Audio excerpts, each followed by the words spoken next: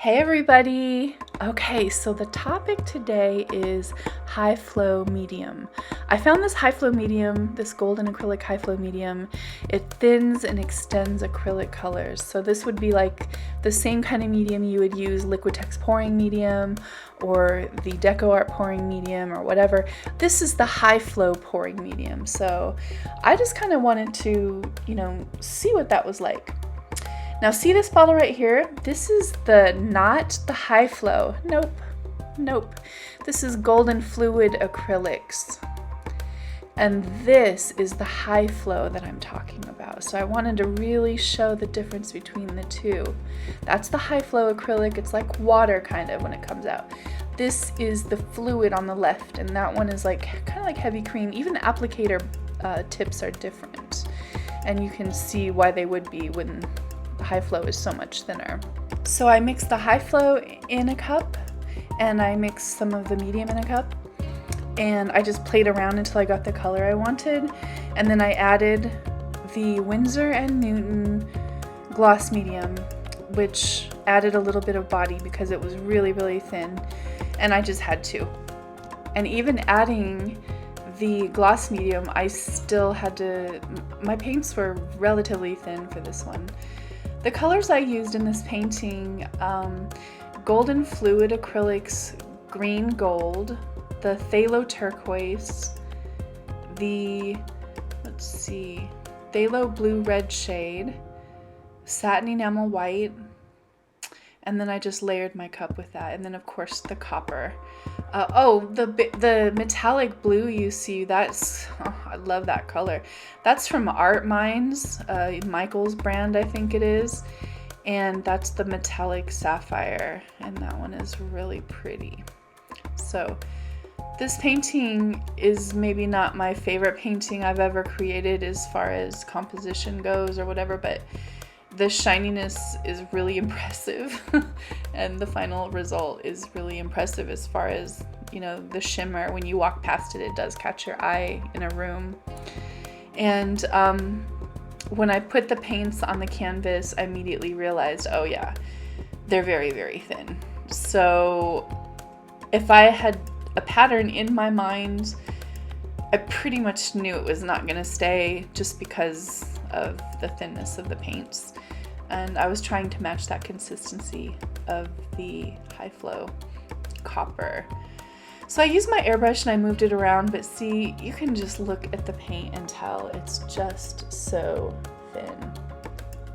So I removed some of the paint, and see those jagged lines? I don't really love that. So I knew for one thing I wanted to do is to create a more linear look. That's why I'm using just an up and down motion for my airbrush. And then I thought, okay, so once I've done that, it still just didn't have like a composition in my mind, or I didn't appreciate the composition. On camera, it didn't look that bad, but in real life, there was a lot of broken pieces of paint that I knew were split, and that it was gonna kind of look like that in the end. So I knew I had to get some more paint off. Then I go back and I add some of the vibrancy back, and that's the problem. When your paints are so thin, they mix together, and when they mix together, they'll form gray or a brown or just some muddy color. And I do see that a lot in the forums, people wondering why their paintings are muddy, and I just think it's because the consistency might be thin. For me, I really want that vibrancy, so I added some of the high flow copper straight from the bottle. Now this one I didn't use the medium with at all.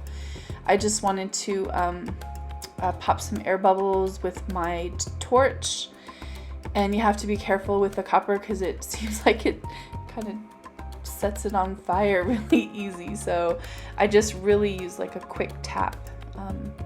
Then I used one of these packing material bubbles, these air packing bubbles. And I started making little balloon kisses. The thing about the kisses, it works best if you have thin paint, and that's why it brought to mind using it for this particular painting. I actually was having trouble getting my patterns to stay, and someone told me, hey, try using less paint, so like a thinner paint, and I followed their advice and it worked out perfectly. So of course, you know, when I saw the consistency and how this painting was going, I decided to, you know, go ahead and try it, and it worked out. So I just want to take a second and say thanks so much for watching, guys. This is a lot of work.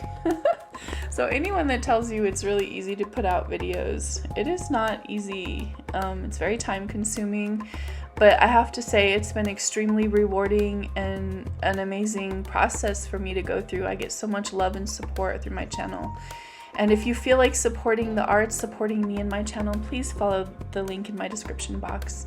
And I love any kind of donation that you can provide to help me keep making all of these art videos for you. Finally, this painting, when it dried, look at that. So springy, so pretty. The copper is so intense. This is not doctored in any way. This is really what it looks like. It is just a spring stunner. And I look forward to hearing your comments about what you think about this painting. And thanks again for watching Heather Mader Art. Don't forget to like, comment, and subscribe so I can make more art videos for you.